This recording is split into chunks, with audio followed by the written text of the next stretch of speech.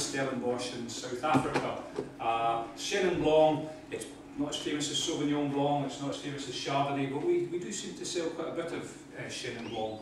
We find it in France, in the Loire Valley, wines like Vouvray and Saumur, and it's one of these grape varieties that's really versatile, and perhaps it would sell better if it wasn't quite as versatile, because you must wonder, when you see a bottle of Chenin Blanc, what's it going to taste like? Because you can make absolutely bone-dry wines from Chenin Blanc, all the way through to completely sweet dessert wines and all the styles in between, and you can make good quality sparkling wine from Chenin Blanc. So maybe a bit of a challenge if you're not quite sure what am I going to get when I actually open the bottle.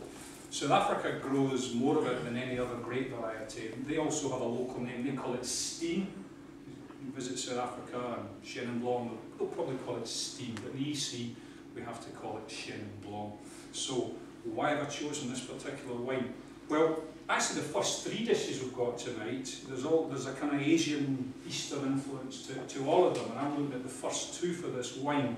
And whenever I see kind of Oriental influences and maybe a bit of heat and maybe a bit of chilli kicking in that soup as well. And when we go into the duck, we've got some spiced syrup, and we've got the kind of the honey roast to the duck as well. Whenever we've got something a bit Eastern, I look for really fruity wines, high fruit content to them, and possibly something that's got a little bit of sweetness, not a pudding wine, but something that's not bone dry. Because if there's any spice in the food, it removes some of the sweetness from the wine. If you start off with a really dry wine, it will just get drier and drier. Okay, so we tip you're cooking at home, it's like the Asian influence dish. Look for a really fruity wine. It's probably going to take you to the New World. So I might have looked at Australia or Chile or Argentina. I just happened to have gone with South Africa here. I must admit, I'm a fan of Chenin Blanc, so I wanted to show this wine. When you smell the wine, you should get lots of kind of really ripe fruit there. I mean, hot climate, that's a classic sign of a hot climate wine. You real kind of sort of tropical fruit and maybe a little bit of kind of citrus fruit in there as well. There's a little bit of spiciness on the nose as well. This wine has spent some of its life in oak barrels, and that gives you spicy smells and tastes. This is one of the miracles of wine. Nobody adds mixed spice or anything like that into the wine.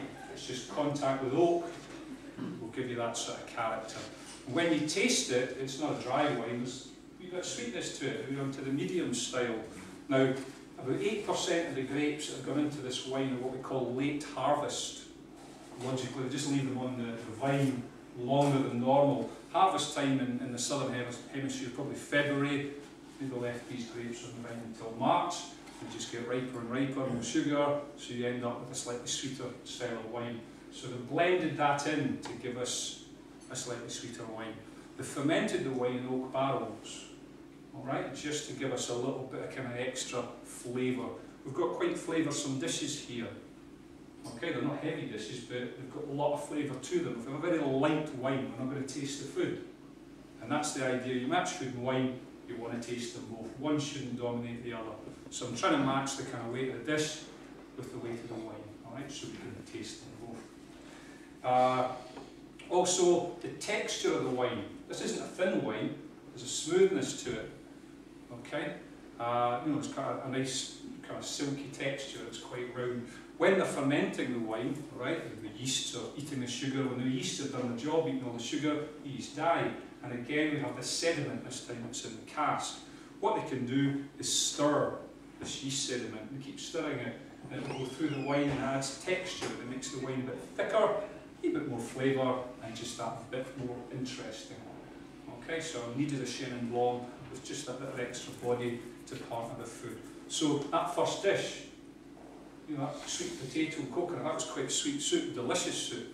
But I thought the wine stood up to that quite well. If I had a really dry wine, I lost the wine completely. Small dish, but very flavoursome. When I look at the next dish, we've got a lot of things here. I'm absolutely mad about duck. I love duck. Cooked so many different ways. You might have gone with red, but I'm looking at the honey roast. We've added some sweetness. We've got orange syrup, spiced orange syrup. We've added more sweetness. Sweetness in food removes sweetness in wine. Again, if you start with a very dry wine, it's going to get sharper and drier as you eat it with the food. So I wanted something that's got some sweetness in it, so it doesn't dry out completely. We've got the citrus quality, the kind of orange syrup, and I think we've got enough citrus fruit taste in that wine to cope with that. We've got spice in the orange syrup, and we've got a slightly spicy note coming in from the oak flavours from the barrel fermentation, so hopefully that works. Waldorf salad, okay, always reminds me of Faulty Towers, which is not appropriate here at all.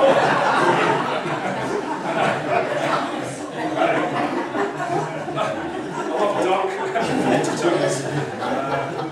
And there was one of those episodes that featured duck very prominently as well.